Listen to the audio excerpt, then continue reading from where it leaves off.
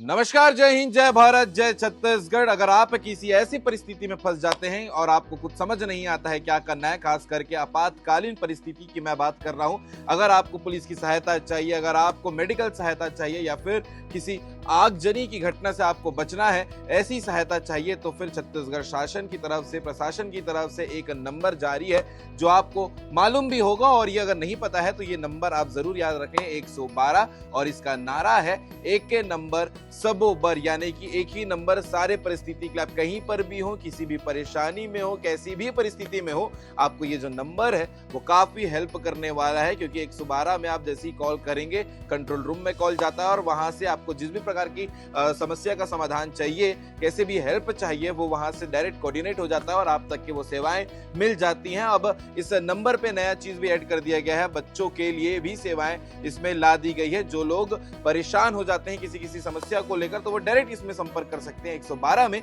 और साथ ही साथ आपकी सभी समस्या का जो हल है वो 112 से हो सकता है। तो आप भी इस नंबर को जरूर याद रखें। इसका नारा यही है, एक ही नंबर सबके लिए, यानी कि छत्तीसगढ़िया में अगर बोले तो एक के नंबर सबोबर।